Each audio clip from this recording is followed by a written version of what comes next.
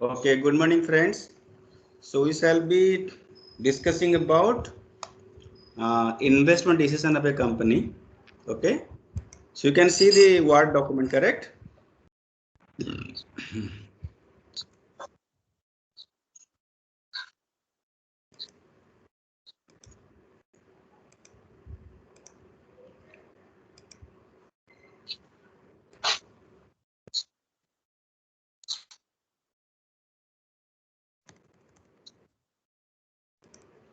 Can somebody respond? You are able to see a Word document?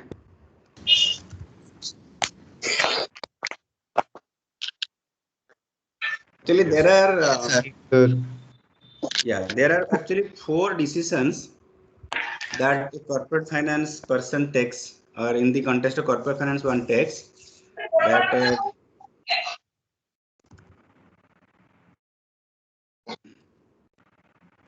can somebody tell me if anybody has aware of that? I think we talked about in class also. Yeah, one of them is invest decision, another. Yes. Can somebody tell me what are the decisions of corporate finance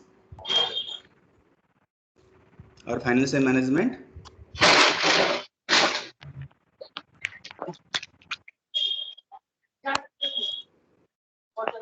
Whatever.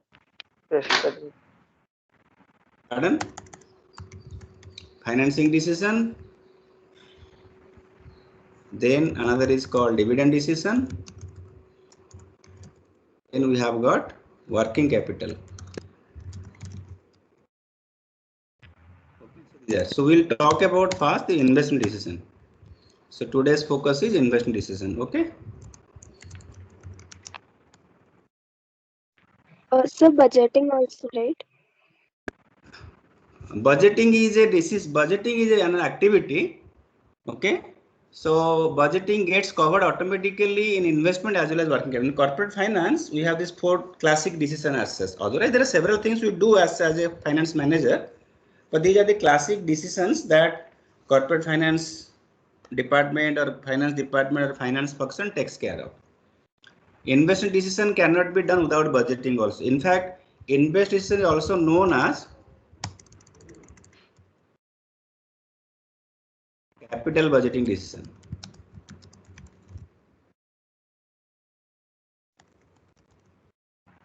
Okay. Right. What is significant of this particular decision is that you have got a huge investment where relatively more money is blocked. Okay, and another thing is that there is a gap between the inflow and the outflow and the inflow.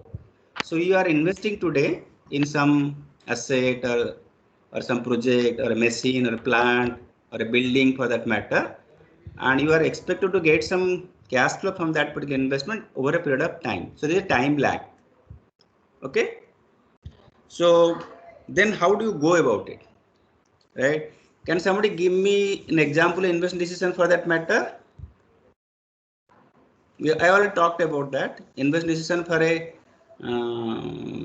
like Tata Motors, what will be investment decision?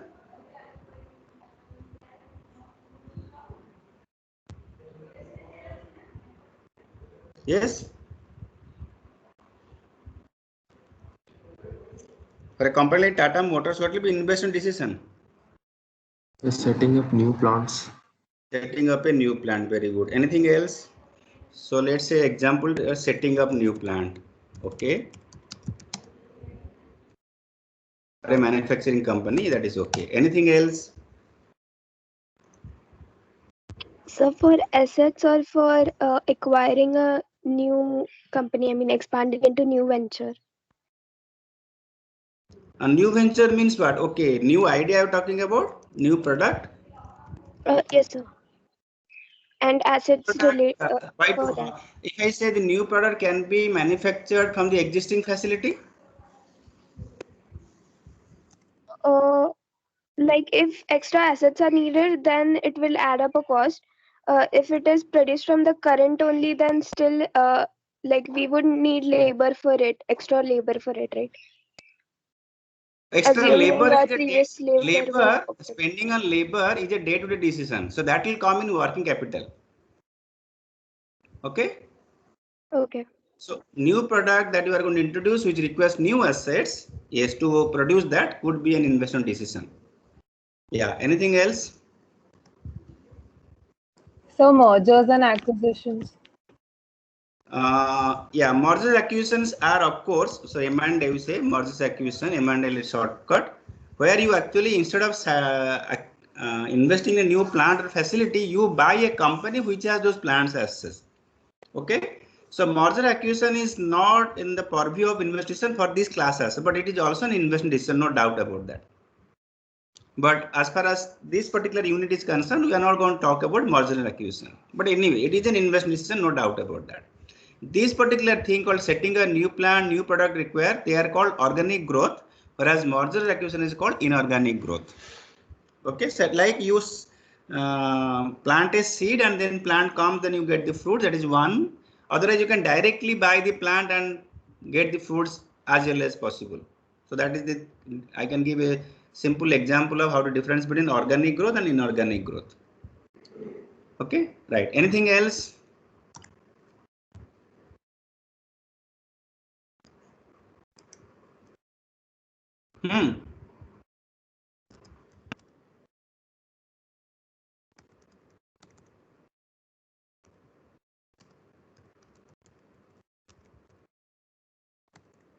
Yes, tell me, go ahead. I'm just giving little elaboration here.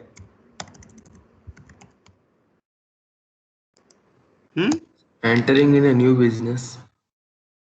That's okay. New business, new product, that's okay. New product or new business, that's okay, right? New product, new business which requires new assets. We can club in that second point itself. Anything that you put some money today where you get the benefit over a long period of time. So buying other companies, other steel companies. Pardon? So Pardon? buying other steel companies. Buying company. Yes, sir. So buying smaller companies.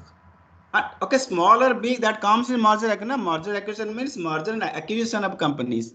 Buying companies also not acquisition of companies. It could be small, it could be big.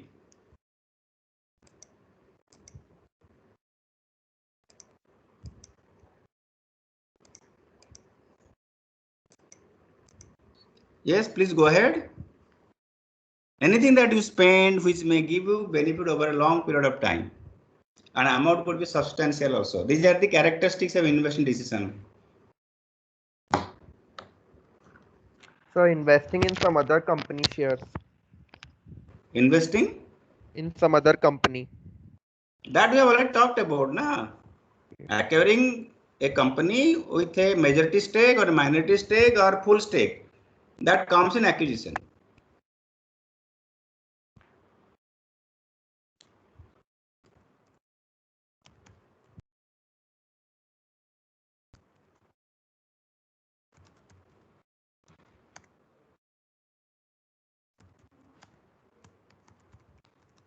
These are also invest decisions. Modernization, renovation of existing facilities or plants, because the technology might have changed, the input might have changed, the market might have changed. Okay, so what you do the modernization again. You may not entirely replace the existing asset, but you may do some changes to that which will require substantial investment, and that investment can be giving you benefit over a long period. Like maybe it will help you have more sales or help you reduce your cost, okay, or reduce your maintenance or help you get a better product, more efficient. Those things are there. Maybe it will help you save more energy. So all those things are there. If companies do go for modernization or innovation of existing facilities, these are also known as investment decisions for existing companies. Okay. So anyway, so these are the typical nature is that typical nature of a in terms of cash flow, the typical nature of substantial cash outflow now and cash inflow in future. Okay, over a long period of time. Okay, That is the typical nature of an investment decision, cash flow, in terms of cash flow. Right. Okay. Now the challenge that you have, that the step that we have. Okay. How do you go about? How do you go about for the new business, new plant, new facility, new product, whatever you think about? What will be typical steps? Let's say we are a new company. You are a new company. Okay. Right. It's not an existing company. It's a new company. So how do you go about the steps? What will be steps for this?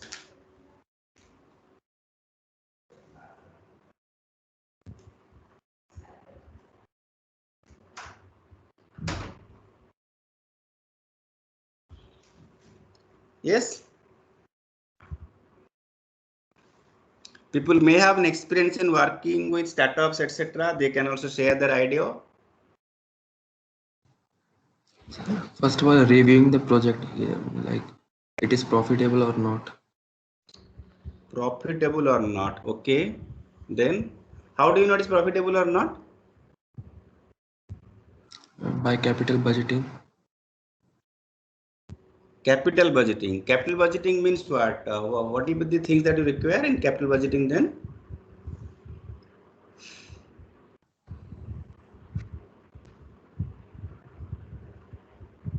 Sir, I don't think that in a startup, it really, in real life, people really think this way. I think they go with an idea which they started off with, and then they try to see if it's working or not, and then they just invest in it. I don't think they really compare alternatives with it, because potentially the idea which they're thinking of has very high returns, so, and very high risk. So there's no possible way to numerically evaluate it. Then how do you justify an investment? Because you don't have all the money in your hand. You have to get the money from somewhere, and you have to give an investment pitch to them that you will take this money and invest some project. So how do you justify that if you don't give the numbers? I think, of course, you do give some numbers. You give your projections on what you think you're. So that projections is something called, somebody said, capital budgeting. So projection in terms of cash flow, inflow and outflow. Yes, sir. So I think even in a new company, they do it the same way. They would do it in a mature company. They would think of, the potential cash inflows and outflows and calculate the IRR or return, whatever they want. These are subsequent things. First, you project the cash flow. Do you suggest that projection of cash flow is not required in case of new companies, startup companies? You suggest that? No, it is required. Some sort of projection. So not some sort. It is not some sort. It is not a very casual approach. It is a very serious approach.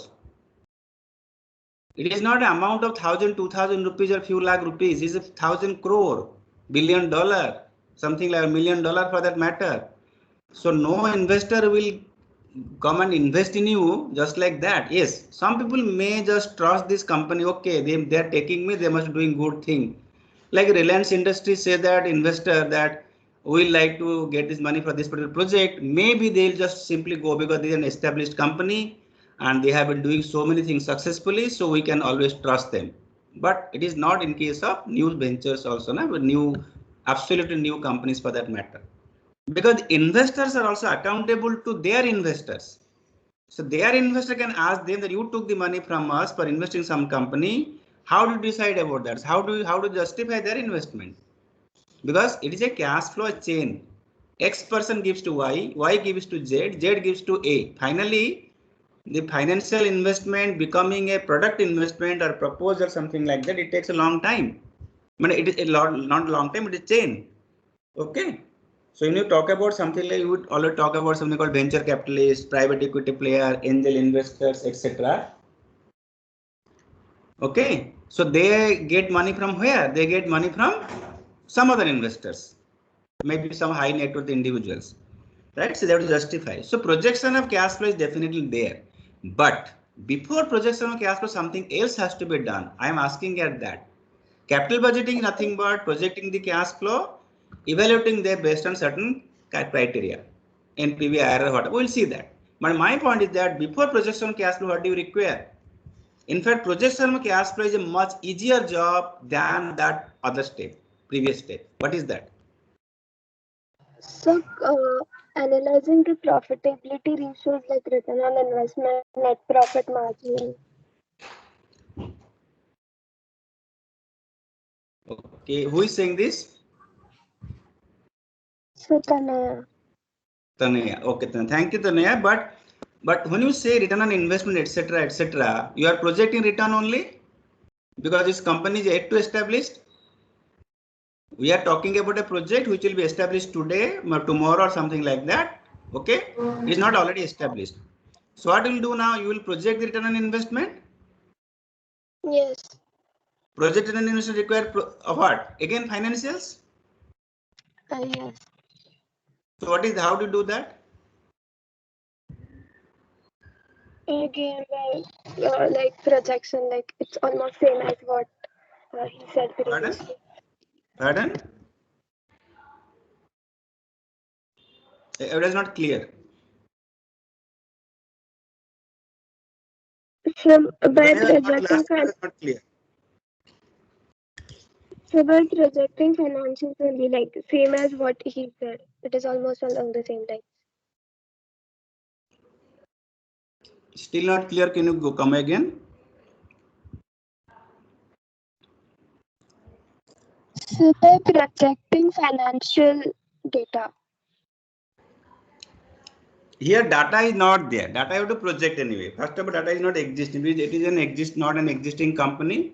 Even if existing company also, we are talking about the future cash flow, future thing. Okay. Sir, is it the Let me see if the person can answer. Shivam? sir, is it the initial cash flow required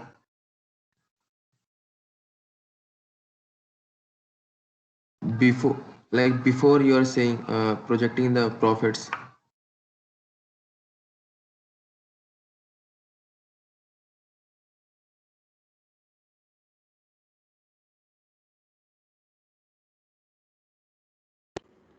Again, that's okay.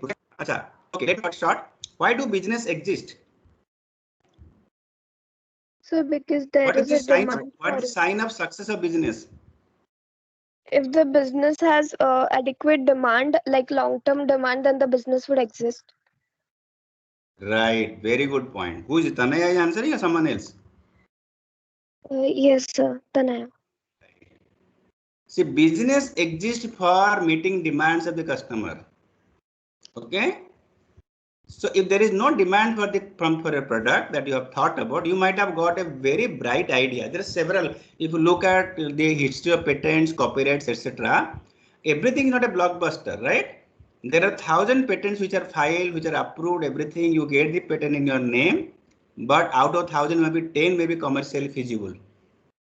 Okay, so that's what we do in STEP University. Something called market feasibility study. I'm talking about, I am thought that this is the idea, good product, good, yeah, but is it feasible? That means there is any demand.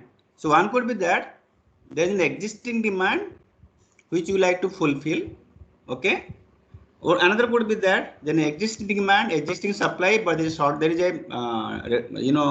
capacity constraint. People are not able to supply. That is very simple then, because there is a demand for the product, but not so many suppliers are. So you can think of having an idea, having a plan for that, because people are buying that. So you don't have to look at so much that market feasibility. Market is there. Another is that you you create a demand also. If you look at the products of Apple, Mac, whatever Apple, let's say iPod or all those things they talked about. What is that? Is an existing demand was there? Was the demand existing or something else? There are several Android apps. How many of you are there? Tell me, if on an average you will be using the 20, 50, 20, 25 apps every day? All of you in an Android phone? Yes, sir.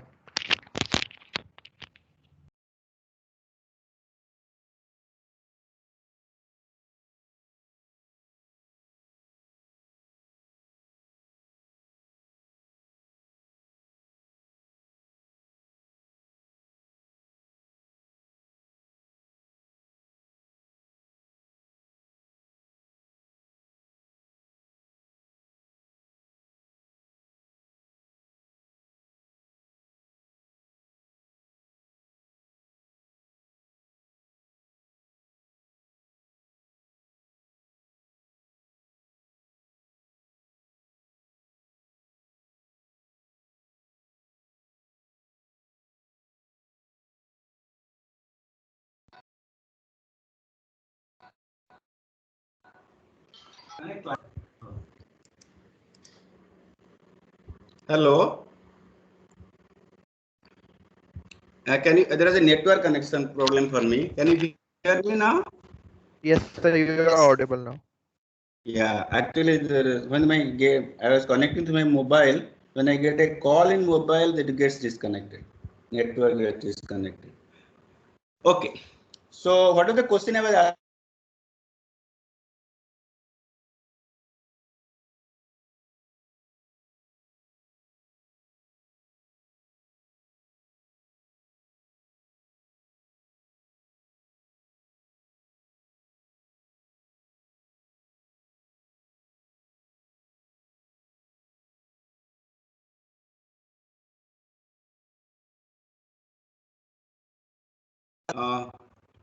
Again, let me ask the question. On average, you'll be using 15-20 apps in a day or not in your phone. Yes, sir. Okay. Tell me how many of the apps you are using and that app serves a purpose and you had a feeling that yes, we need a app like that. Are you getting my point? How many apps are there where you felt already that can this particular problem be solved with an application or tool or technique? You had the existing thing in your mind. How many of them? Maybe half. Not even half, I think. Less. Several things that I would look at this new apps you talk about. Then, oh, this can be done. We never thought like that, right? So that means here what is happening? Companies are able to create a need. That this may be a need in your mind which you are not able to realize now, but once you introduce a product, you will get that. Okay. So that is one type of thing as such. So companies, this particular technology company that do that, they will make you realize that there is something there which can be done by this technology and which you do not know. Okay. Anyway, that means one thing is that you have to do a market feasibility. That means if you are developing a particular product or service or tool or technique, there has to be somebody who has to buy that. Otherwise, there is no point. Okay, right. Then what comes next? Market feasibility done. Okay, says yes. Yes, there is an existing, there is a demand that is satisfied. Okay.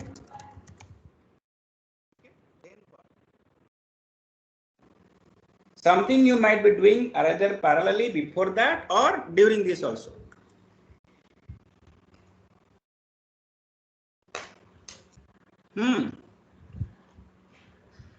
Next comes technical feasibility.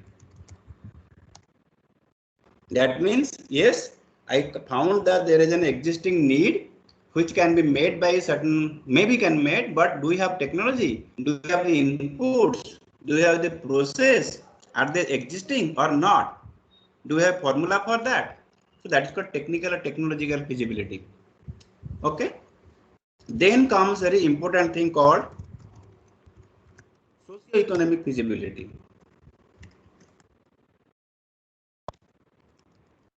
What is this socio-economic feasibility? You must have done, maybe you might have read about this in economics, etc. I do not know, but can anybody tell me what is socio-economic feasibility?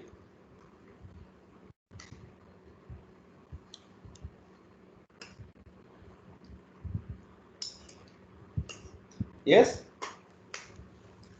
What could be in store in socio-economic feasibility?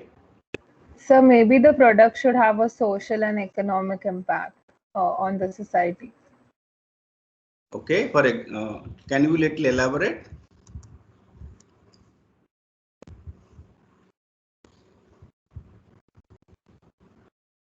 Yes. Can you elaborate maybe with an example or something like that?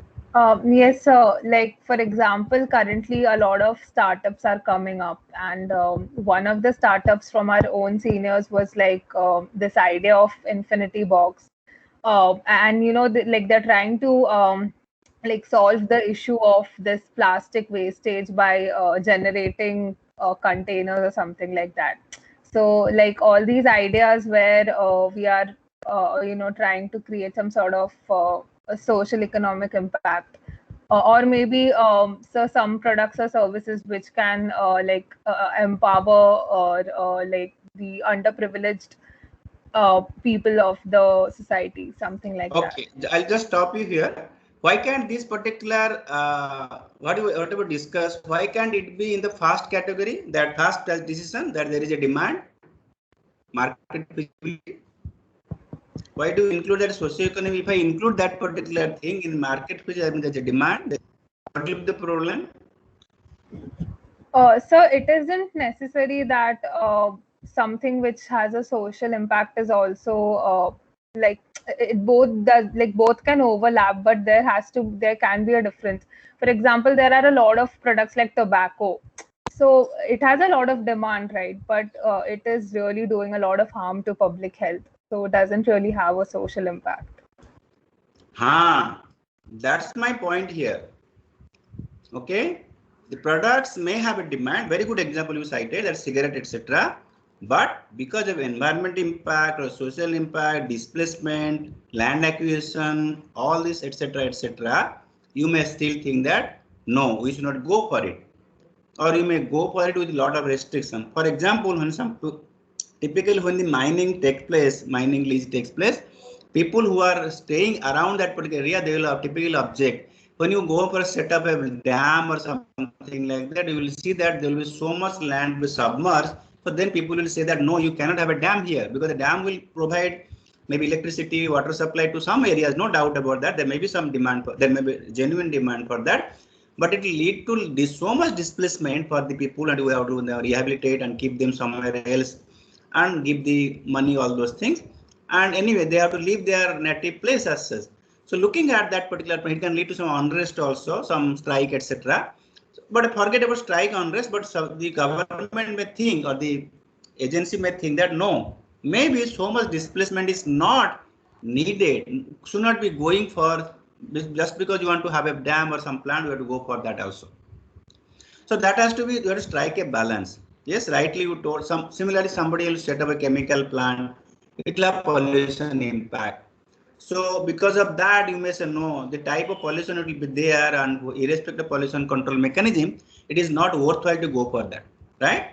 Or people are displaced, all those things. So these are called socio-economic feasibility, which may not be applicable for all the products, all the process, but it can be there. Yes, the first example that you cited, right?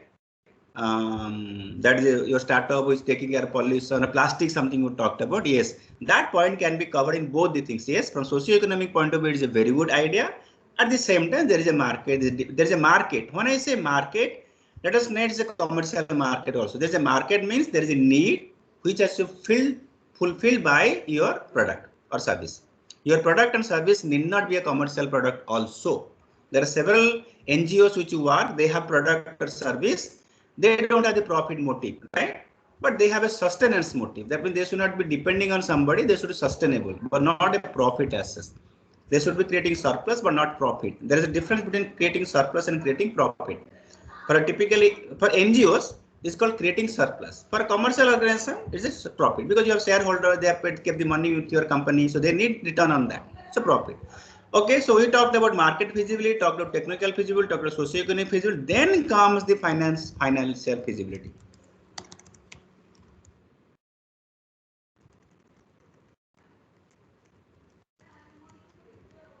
Okay, so financial feasibility will lead to estimation of numbers like cash flow, income, expense, all vagara, so many things, etc., etc. Okay, estimation numbers, right? So in fact, financial feasibility comes at the end. If product is not market-wise feasible, technically also not feasible, or socio-economically feasible, then there is no point going for estimation of the cash flow numbers. So financial feasibility is the last stage in your investment proposal. But typically when there is a given that you are anyway going for it, so mostly then that case, along with market, it can also take place parallelly. Not that sequentially, but parallelly it can take place. Okay, right. So in financial feasibility, one of the things that we do, there are different techniques. One thing that we do is that estimation of cash flow. Okay, so we have got estimation of cash flow, that is the investment outlay. Typically at the start of first year, that is at the point of 0 year. Okay, then you have got the cash inflow and outflow over the life of the project, venture or project. Okay, now if the outlay that you are going to put is only once, that is at the beginning of the project, they are called conventional projects. Conventional doesn't mean traditional technology. Conventional project is something where cash outflow is called as a negative cash flow beginning followed by positive cash flows. Okay, then non-conventional is what? Non-conventional project doesn't mean like that. Okay, that means there can be cash outflow during the project.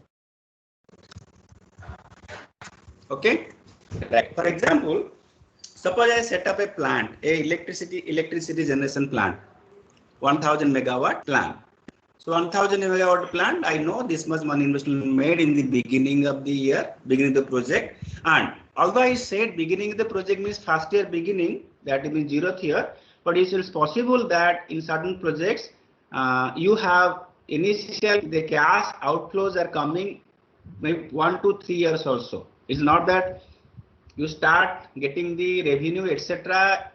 immediately after setting the project. It is may not be like that, because you set up the plant, the gestation period can be more than 1 year. In that case, your cash outflow will be first year some 0th year cash outflow will be there, first year cash outflow there, second year cash outflow there, then you have cash inflow. Okay, so that can be right. And only thing is that when you do conventional project and non-conventional project, that the sign of the cash flow change once. That means negative becomes positive, then remains positive. It's called conventional cash flow. Okay, if the sign changes more than one, that is called non-conventional cash flow project. Okay, so for example, again that electricity plant. So I said 1000 megawatt plant, but another project could be that we have thought of 2000 megawatt plant, right? And you set the plant with 1000 megawatt in the initial year. Then looking at the opportunity, there's a good prospect or not. After 3-4 years, you may expand another project, So that is what will happen.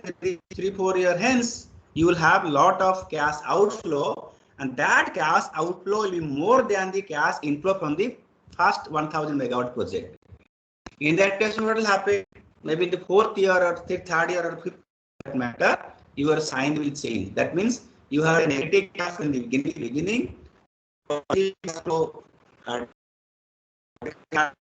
negative cash, 4th year, then you have again positive cash flow. So let's give an example.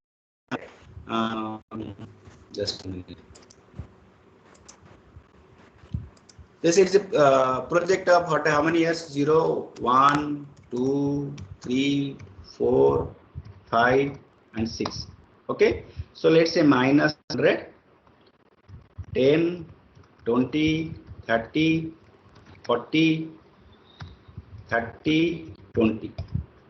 Then another project is there, minus 100, maybe the same 10, 20, 30. Then you have got, let's say, minus 120, and then you have got, let's say, 60, 70, like that. So which is a conventional, which is non-conventional? First one or second one? Which is conventional?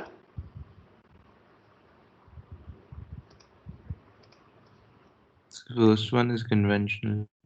Yeah, first, because there is only one sign change. Minus becomes plus here, there is no more sign change. Here there is a sign change, minus becomes plus, then plus becomes minus.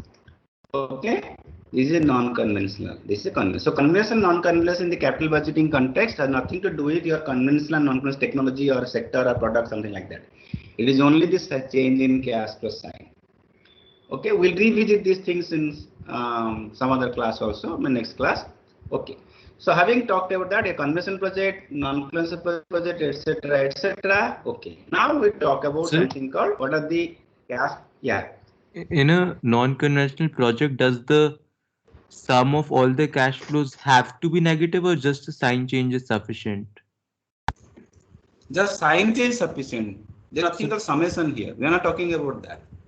Okay, because it's written there can be a net cash outflow. So net cash. Net cash outflow means for a particular year. Okay, It's got not it. for the entire project. It is for the particular year that can net cash out. Understood.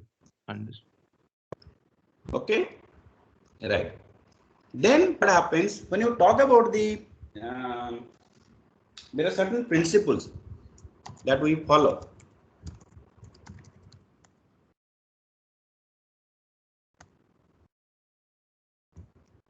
With respect to cash flow estimation.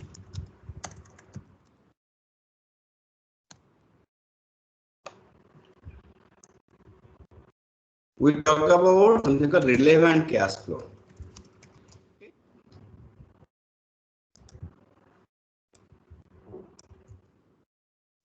Right. Relevant cash flow. We will talk about something called opportunity cost. We talk about something called okay, and that's what we'll see. Something else there I'll talk about. When you talk about the cash flow, let me first talk about, okay, let me give an example.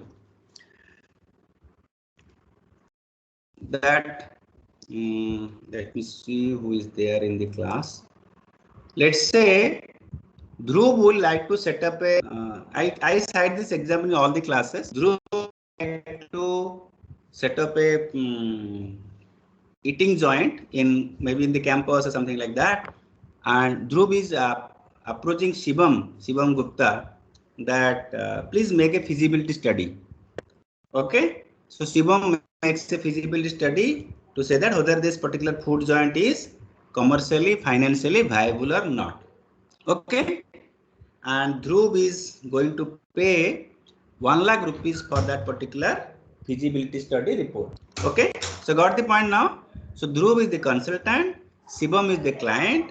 Shivam is going to pay 1 lakh rupees to Dhruv for suggesting a particular proposal and saying whether the proposal is worth taking or not. Okay, so what the Dhruv did, so Dhruv is the consultant, so what Dhruv Consulting Company. Okay, estimated. Let me just take this particular figure here. Okay, Dhruv estimated like this.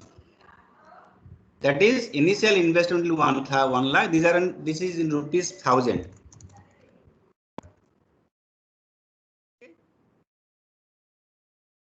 But who is the client? Shivam. And if you look at this particular thing, 10, 20, 30, 60, 40, 30.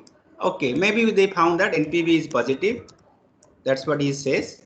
I do not know.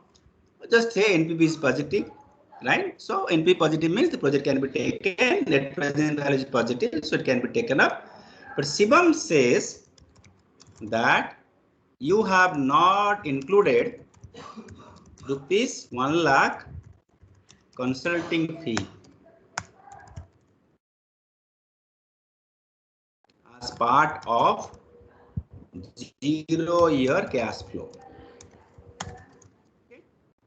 So the point is that 1 lakh rupee that Dhruv has told in the beginning of the project, that is something called setting up the facility, maybe furniture, a machine, or the gas oven, all those things. Okay. So now tell me, who is right? Dhruv is right, Shivam is right?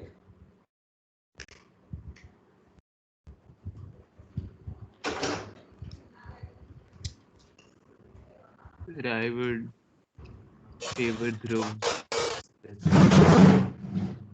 Pardon? I would go for Dhruv's analysis. Like I would say that Dhruv is more correct. Okay. Anyone else? How many will go with Shivam? How many goes to Dhruv? Please raise hand. How many will go with Shivam? Let me see.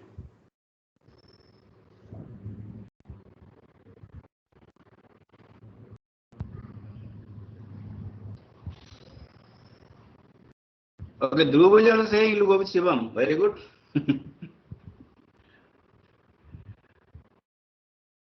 Okay. So Ragini, Devabrat, Dhruv, they will go with. That means they say 1 lakh rupees that consulting fee should be included in the initial project, right? That's the understanding, Ragini? Yes, sir. That means you will say that is 2 lakh rupees, correct? So for you, it will be also another minus 100, right? That's what you talk about?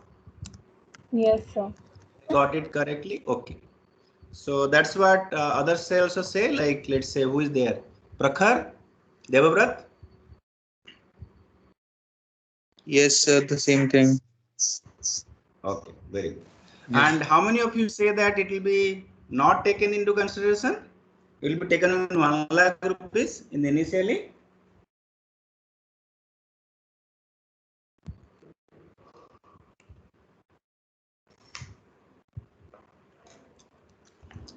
Abhyuk, anyone else?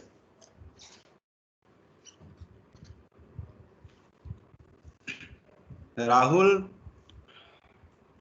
Okay. Okay, Rahul, can you please tell why you would go for it? I think consultancy fee is charged at the end of the project. Pardon? It is charged at the end of the project. That means you will pay him 1 lakh rupees at the end of the project. Yes, sir. The consulting fee. Yes, sir. No, he will take the money now itself. Then it will be included.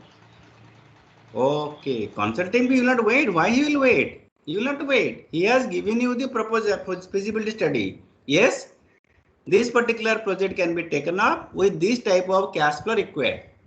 That is initially 100 and cash inflow. These are the things. So you are now changing your stand.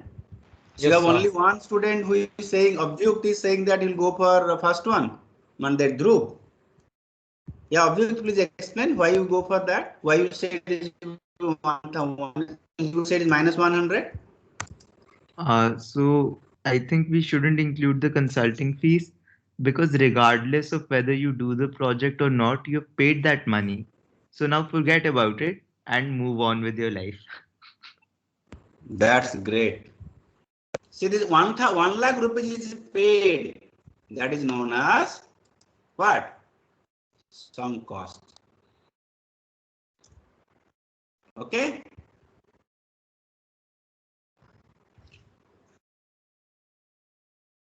What is that? Cargo ship got stuck, but now it is clear enough from Suez Canal. What is it known as? The name of the ship? Evergreen? Evergreen. Ever given. No, ever given. Okay. Thank God it has been revived. Now things become normal. Otherwise, I say it is called Titanic cost, sunk cost. Titanic sunk, na? Okay. So that is very beautifully said by you, Abhyuk, that whether you will take up the project, don't take project, you have to pay the consulting fees to Dhruv. It is given, it is forgone. Now So what will happen now? We will be discussing about the cash flow relevant for the project. What is relevant cash flow for the project? This project, relevant cash flow for this project to take up or take up, not take up, is that you have to invest 100,000 rupees in the initial year beginning, and you will be getting this cash flow over a period of time. They would estimate whether it is NP positive, then you go for or don't go for, depending on your estimation. That 1 lakh rupees will not be included in the what is that in your investment project cost also. This is called example of sunk cost. We talked about relevant cash flow, we talked about sunk cost also. But at the same Sir, time, but there is something called opportunity. Yeah. Uh, Yeah, go sir, ahead. like if you the amount you are paying to the consultant is like what you are making a profit of 50,000 on the project and you are paying 1 lakh to the consultant. So in this way, if you are not considering this amount a consultant fee, then your project cost can be positive or negative. What It's we will not do in a in this project case? cost. Your overall cash flow can be negative, positive, but for this project, that idea anybody can take up. Okay. Okay. This project is standalone. You might have invested in consulting, that's different. Consulting this Okay. project was that you will take up the project. No, your decision has come that you can take up the project. You may feel that okay, finally whatever net I get from this project is less than 1 lakh rupees I have spent. That's what you are talking about. Yes, sir. No problem. If you do not go for the project, you have already lost 1 lakh rupees. Tell me, respond. Your 1 lakh rupees already spent for consulting. What happened? Dhruv, you are answering, right? Hello? Who was saying yes, sir?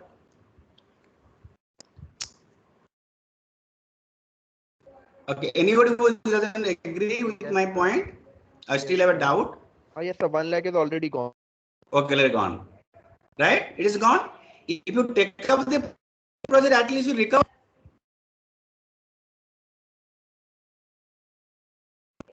Impliedly, if you don't take out the project, you don't get anything anyway. If you take out the project, at least you get something.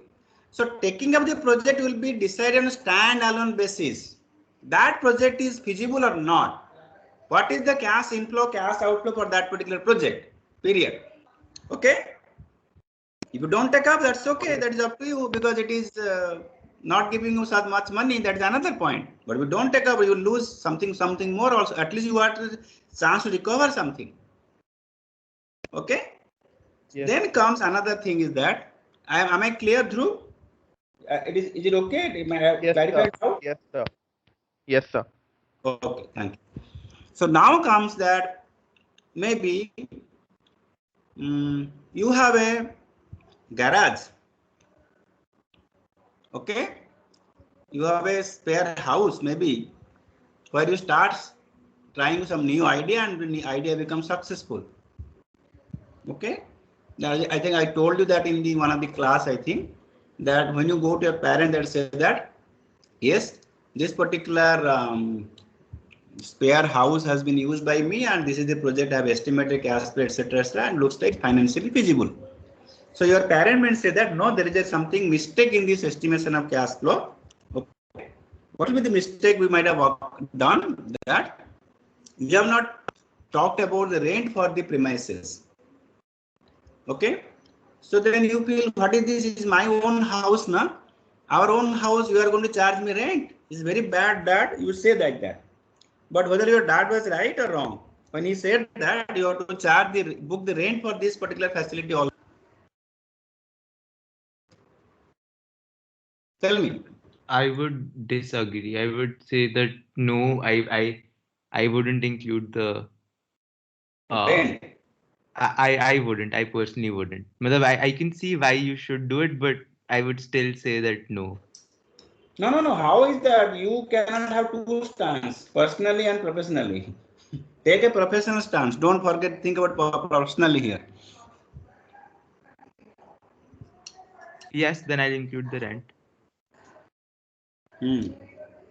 Anyone else? Yes, the rent must be included. Yes. Because what happens, this is not going to be the only thing. Suppose you become successful, you may have to hire a new facility because your existing facility may not be enough, the space. In that case, you would pay the rent. Now, if you have done a project estimation, cash flow estimation, pricing, etc. for a product based on a cost which does not include rent, you may be doing an undercosting. Okay, so you may be able to sell the product at a lower rate because you have not factored a particular cost because you are not paying anything to your father or for your family. But that is not a economic proper economic decision actually. It's not right. You have to factor. You may not pay, but from the project feasibility study point of view, you have to give a notional figure there. Notional means figure you have to give as such. You have to keep that in mind. That is called opportunity cost. If this facility was not given to you, it could have been used for something else, maybe rented. So the rent foregone is the opportunity cost. Or if this space was not available to you, you would have hired another space where you would have paid the rent. So that rent will be taken as an implied cost. So that is called the example of opportunity cost. Second example, like you have a surplus land where you want to put the facility. Just me finish, then I'll come back. You have a land. Land was acquired sometime back. Okay, now you have to set a project for that. So the cost of the land will be taken as you could have sold this land also, but you are not selling the land. You are set a plan. You have an option to sell the land. So you would have got some X rupees of cash inflow. So if you set up the plant in the land, you will forego these sales proceeds from the land. That is also another example of opportunity cost. So you have to factor that as if you have got the land today at the market value, and then you do that. Otherwise, you can always go for something else. You can sell the land. Suppose value of a land is 10 crore. And NPV project that you set up in this particular land without considering land cost, NPV is, let's say, 8 crore. Should you go for the project? Should you not go for the project? Tell me. Value of the land if you sell today is 10 crore. NP of the project is 8 crore. Should you take up the project or not take up the project? We shouldn't take it up. Yeah, NPV without considering the cost of the land. You should not, because by selling, why to take the risk of doing business when you are anyway getting 10 crore? So better you get 10 crore by disposing the land. Okay, right. But I still say you may not sell the land. You may not take the project. You may not sell the land also. Tell me why. There is another dimension. You may not take the project. You also not sell the land also. What could be the reason? Future appreciation in land value. Or you can keep the land is something is very difficult to get. So maybe this project is not viable. Maybe tomorrow some new idea will come. That time you need a land. If I sell the land, I'll not get it. So I may postpone the idea. I may go for something else tomorrow, but let me not sell the land also. Okay. So these are not straight jacket decision. You have to factor several things in the investment decision also. Yeah, there is a question from someone. Yes, sir. In the previous case, when we talked about the garage thing and factoring in the opportunity cost of, renting that facility and if we should subtract it from the cash flow or not, I was thinking, one way we can do it is we can subtract the market value rent from our cash flows and then calculate it. But the problem with opportunity costs is that because the world is full of infinite possibilities, there are thousands of things you can do with any sort of money. So it's really difficult to realize the opportunity cost of every single thing, right? So what we should do instead is just write the actual cash flows from the project. So for example, if I don't have to pay the rent, I won't include it in my calculation. And then I'll just calculate the NPV or the IRR, whatever method I want to do it. And then what I can do is then I create a separate project. So, and that project can be called as renting this thing out. And then uska I calculate the NPV. And then I just compare NPVs of all the ideas I have. So it is same now. You have two different cash flow lines setting out to NPV also. As long as discounting factor is same, then whether you keep them separately, add them together later, or keep them together and have one NPV thing is same only. Answer is not going to be different. Answer wouldn't be different. They would be same in the sense that if we subtract the rent and then we do it, then that positive or negative number. Yes, that's what the point here is, that you have to take cognizance of the rent foregone or not. That is the moot point. So cognizance in what way? We can do it in two ways. One No, way no, you can, no. I am not bothered about how many ways you will take it up. My thing is, you cast a sensitization that you should consider it or not. How will you consider second step? Yes, sir. We would consider it. There ends the matter. You can take them in another way. Two project, rent is separate project, this is separate project. That is for your understanding. But finally, in the decision making process, I must do that. At the end of the day, NPV of this particular project without rent should be more than NPV of the rent, isn't it? Yes, that's sir, what got it. I thought our discussion was that rent को actual cash flow से subtract करेंगे या नहीं? करो, कुछ problem नहीं है. You do not put that in your income statement, right? You do not do that, but in estimation calculate do that. And there is nothing better than paying a rent to your parents for the facilities used. You become more responsible also. That's another point. Okay. Okay. Don't take it free. Parents have given so many things free. At least this you can pay a rent for them. Okay. It's a very good economic from economic point. It's a very rational thing to do as such. Okay. So let me go to the next point. We have, yes, we talked about relevant cash flow, opportunity cost. We talk about also something called, okay, relevant cash flow. In this also talk about something called standalone. That means look at the project independent of anything and standalone basis how much cash flow is there. Then you look at opportunity cost, sunk costs, etc., etc. On standalone basis, this project is having this inflow, that outflow. Okay. And in case of existing project, we talk about something called incremental cash flow.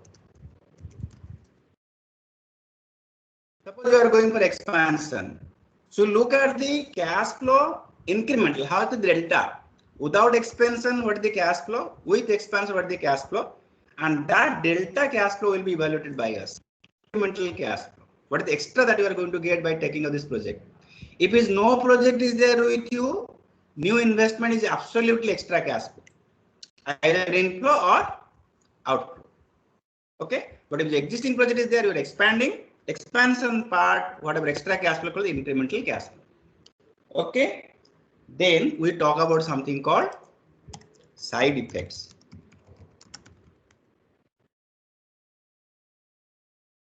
Okay. Now I have another simple question to you. Has anybody changed, what is that, soap or deo that you are using recently? Because a new brand has come. Anyone? Or you like to change it? Go for that new one. I have not, it's a very personal question, but at least you can say yes or no. You may not give the name of the brand, but you can say yes or no. Anyone who is thinking of changing a brand that you are using, product that you are using, because a new brand has come? Anyone? No one? You are on status quoist? Sir, actually we stay at home all the day, so we don't use deos these days. Soap at least use, na? Soap? I wouldn't want to replace it with a new brand because it's probably untested. Someone's just launching. I don't want to be their experiment.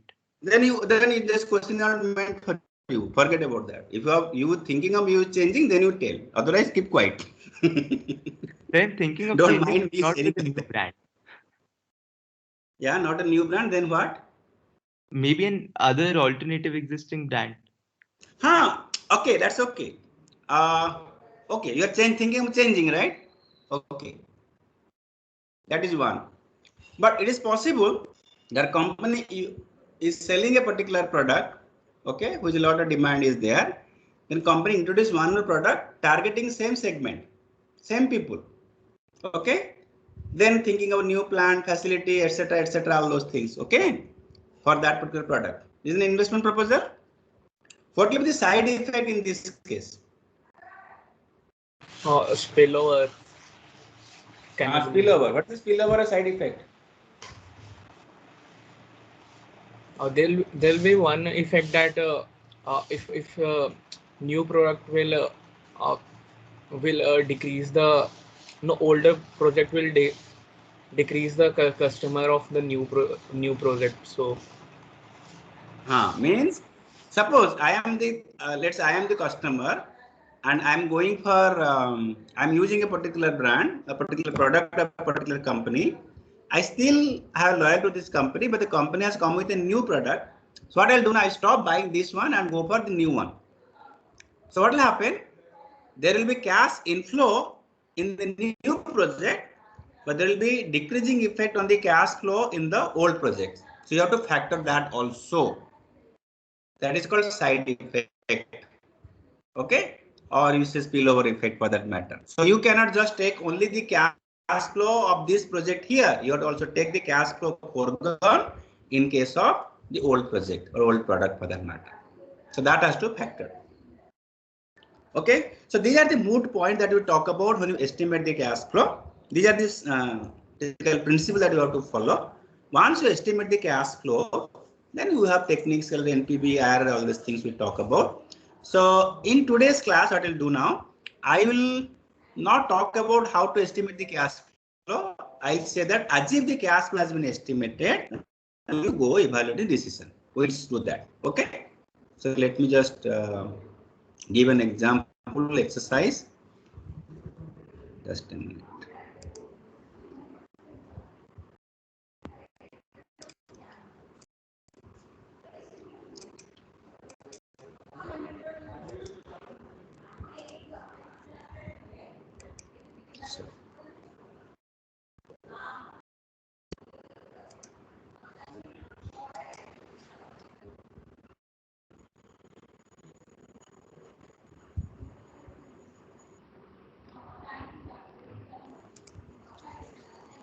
Okay, so you can see this one.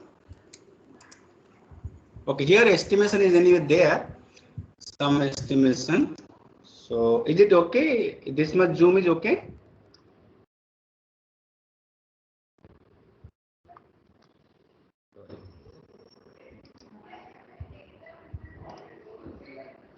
You are able to see this now?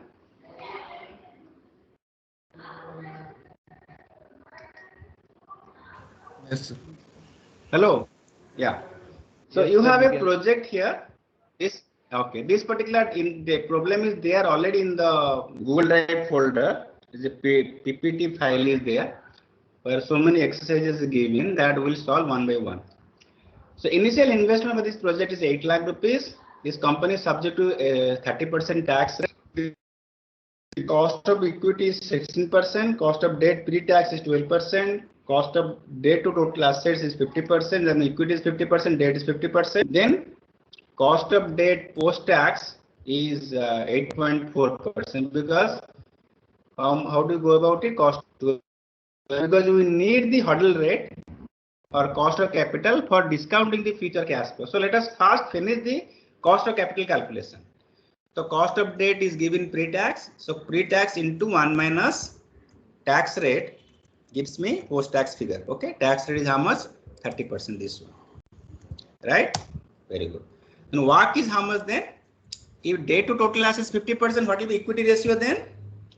50%, both of them. So cost of equity into weight of equity. Weight of equity is same as weight of debt because debt is 50%, equity also 50%. Then cost of debt post-tax into also debt ratio, so 50%. So that gives me 12.20% is my weighted average cost of capital. This is a required input. So let us finish it in the beginning itself.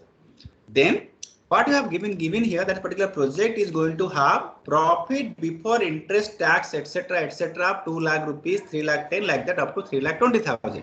These are given in the particular problem.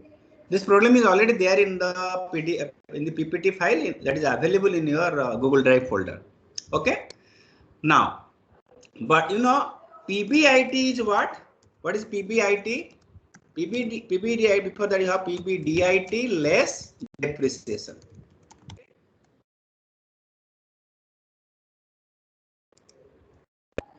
So we have to factor depreciation. What is depreciation? Can somebody tell me? What it gives is that the company follows straight line method depreciation. Means straight line method means what? Original value minus salvage value. Salvage value figure is not there, is there, not there. Okay, salvage value, let me give it here. Salvage value. Sorry, let me keep it here. Salvage value 50,000. Not percentage. Sorry, ये क्या हो गया? Okay, so what will be depreciation then? Can somebody tell me what will be depreciation for this?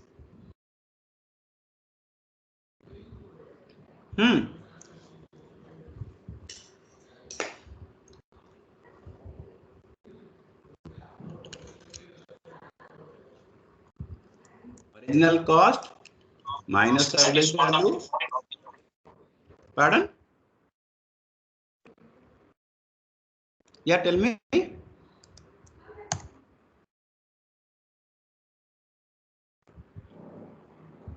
1,50,000. Right.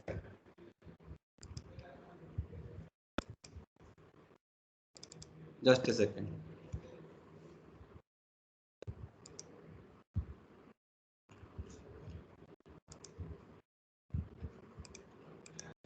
Sorry. Yeah, 1 lakh. So you can now. Sorry. You can now give it same. You drag it. So 1,50,000. Okay. One thing that I did not discuss, I forgot to discuss, is that in the case of investment decision, we have to separate between investment and financing decision.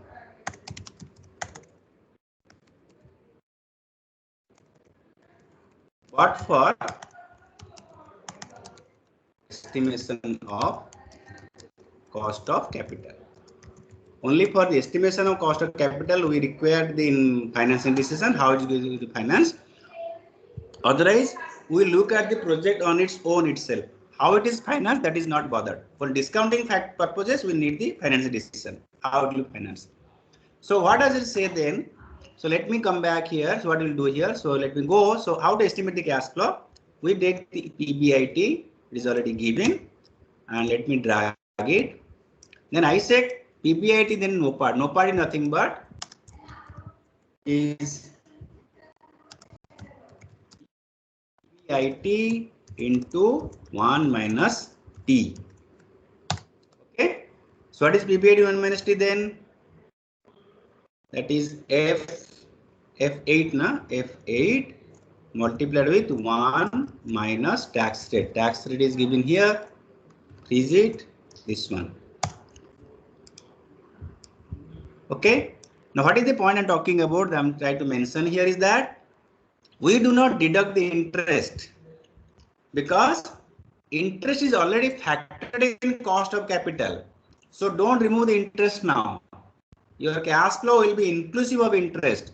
Since you are factoring interest as a cost of capital in the denominator, you do not remove it from the numerator. Okay, please keep that in mind because you are going to estimate the cash flow for the farm together assets for the company together. How it is final, that is secondary for us. So interest will not be removed. Okay, rather interest will factor as a cost of debt in the estimation of weighted average cost of capital. Right? Then what do? We add back depreciation because depreciation is deducted before you got the PBIT. Depreciation deducted and you add it back. So when you add it back, that gives you the cash flow. So my cash flow for this particular project over 5 years is 2,90,000 up to 3,74,000, right? Then you have a salvage value at the end, that is 50,000. What is my net cash flow? Acha. What is my initial investment? 8 lakh. So what is my net cash flow then? No problem. Okay, initial investment, you have to change the sign, so minus. Then what you do here, make a summation, this plus this plus this, these three cells, that is your E7, E11 and E12. E7 talks about the investment line, E11 talks about the operating cash flow, E12 talks about the salvage value. It may not be applicable for a particular column, but you just put that particular formula here. So E12. If it is applicable, it take, not applicable, not take. So I drag it. So this is your cash flow estimation. Okay, just I'll take 1 minute break. Just 2 minutes, I'll come back.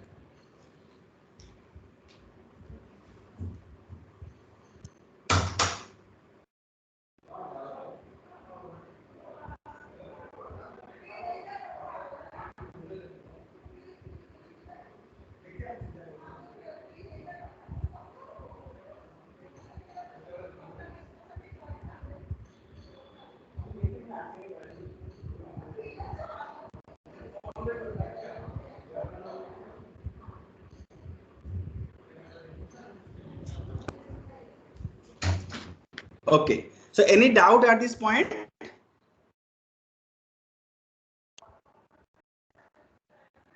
Any doubt, any clarification required here as far as estimation of cash flow is concerned? Anyone? Then I can go ahead. Then what I do here, I talk about net present value. What is net present value? Net present value is nothing but present value of cash inflow less present value of cash outflow. That is your net present value. Okay. So what you do there in the Excel, when you do the NPV calculation, by default it does not consider the zeroth year cash flow. It only considers the 1 to n number of years cash flow. When I say NPV, I give the rate. Rate is how much? What is my rate? Tell me. What is the rate applicable here? Which cell? Which cell is rate?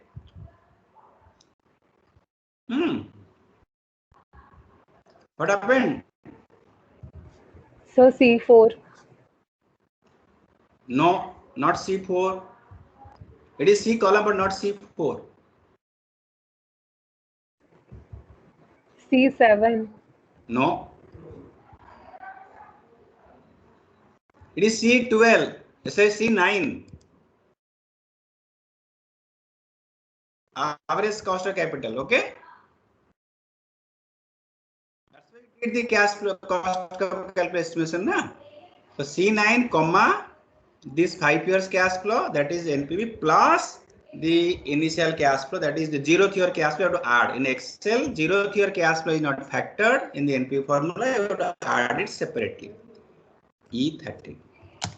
The net present value is this one. Okay, no problem. You can also do another way if you want to search. I can say PV of cash flow. No problem. I can do that also another way. So this by 1 plus this one, that is frozen to the power year. Okay, no problem. So this is E7, not E7, we'll say E13. Yeah, any doubt? Sir एक बार NPV वाला formula फिर से दिखा दो. Just a minute, let me finish this one, I'll come back.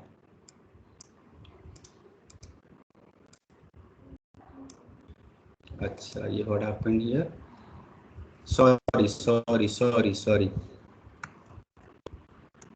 This one, I drag it. Now if I do the summation, of this.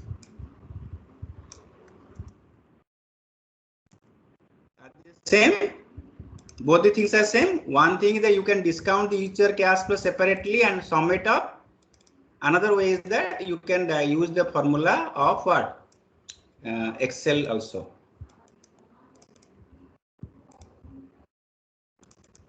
Okay, yeah, look at the formula in NPV. NPV, you can see that. Yes, Abdul, you can have a look at the NPV formula now. Not really showing it. I was talking about E14. E14, what is E14? E14, I have kept the cell in E14 only. It's the screen's lagging quite a bit. I don't know if it's just for me or if it's for other people as well.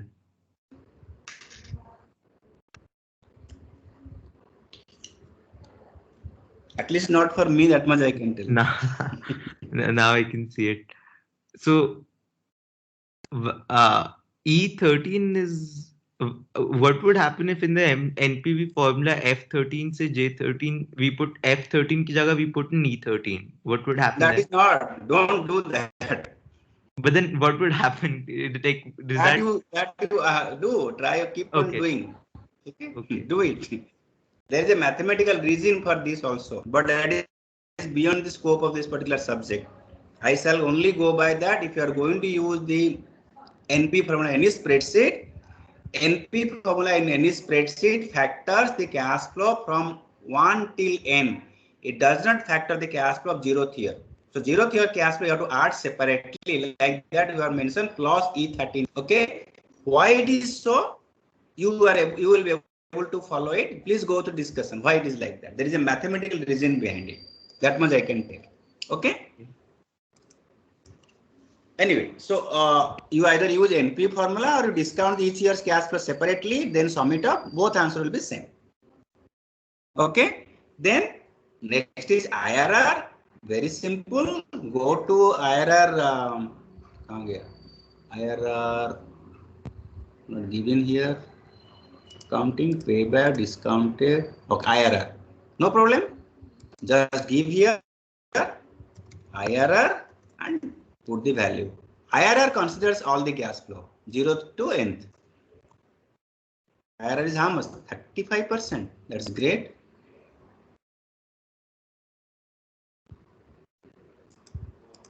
So 35.05% IRR is more than the cost of capital. That is what? 12.20%. You can accept the project. That is the decision criteria. IRR should be more than the discounting factor of the cost of capital. Then you can take up the project. So NPV decision factor is the NPV should be positive. Okay, you can take up the project. Okay, so both NPV and IRR wise the project is acceptable, and typically, okay, if the project has IRR positive, it should be giving you NPV. Sorry, project has IRR more than cost of capital. That means NPV is going to positive. Okay, so that's what. Okay, we can also find out the payback period. We have 2-3 minutes time we can use for that. So payback period is something called, if I tell in Hindi, कितने दिन में वापस आता? In how many days you are recovering your cash flow, initial outflow? In how many days? How many years or something like that? Can somebody? So what you do here, we find out some.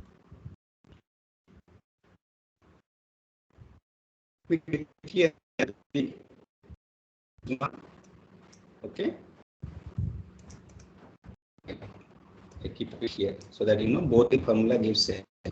So what you do here in your NP, sorry, in your payback period, what you do, we find out cumulative cash flow. So cumulative cash flow is how much for 0th year, this much. For the next year, how much is cumulative cash flow? The 0th year plus next year, that is 2,90,000. Then you drag it. So once it becomes positive, that is when it becomes positive. That means which year it is positive? Third year it is positive. So what is my payback period? In how many years I am going to get back my initial investment 8 lakh? In how many years are you going to get?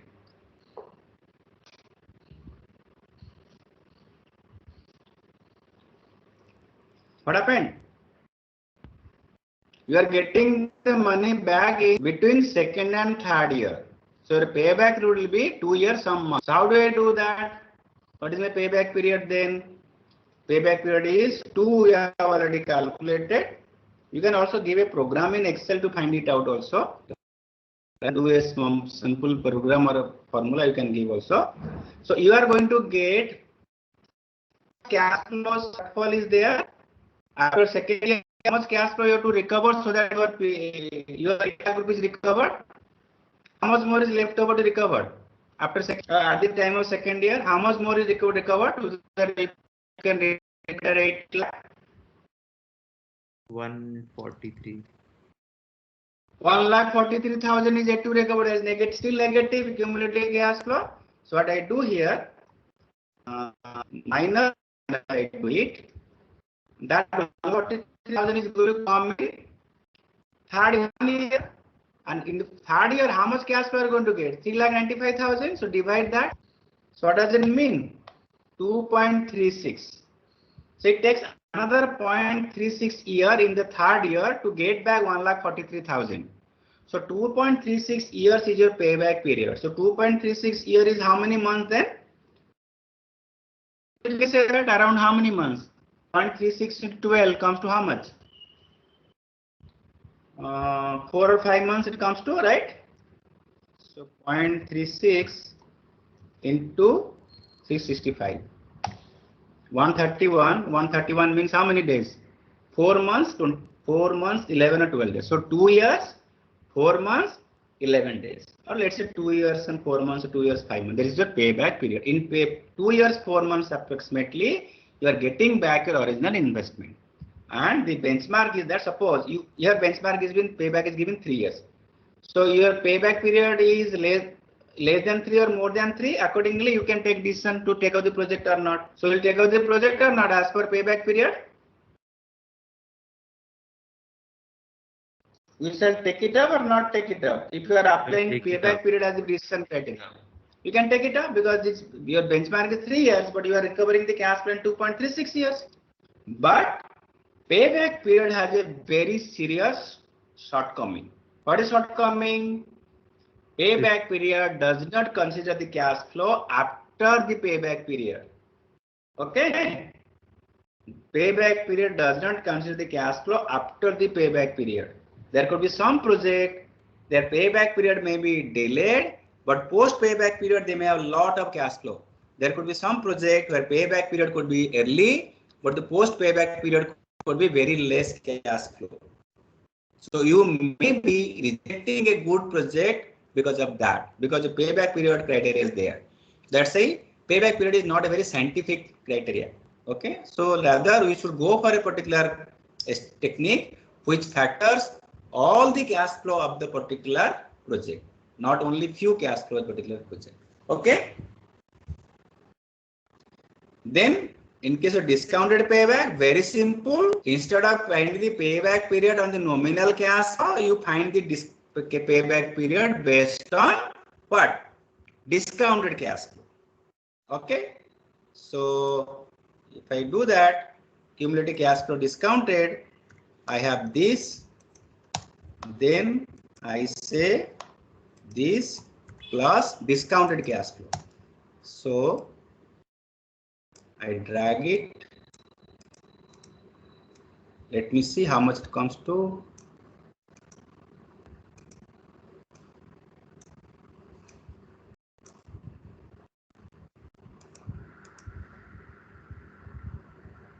Okay.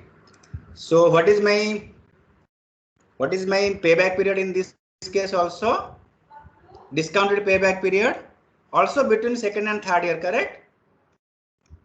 Also between second and third year, but is not, it is little later. 29.647 is not 2.3, it will be more than that. So like that you can also find out discounted payback period. So what I'll do, up to this, I'll solve this particular exercise and keep in the Google Drive folder so that you can see that answer. Okay, for this particular exercise. All these techniques I'll do, I'll finish these also. I'll keep it there. All right. Thank you, sir. Right. Okay. Take care. See you on Monday. Bye bye. Thank you, sir. Thank you, sir. Thank you, sir. Right.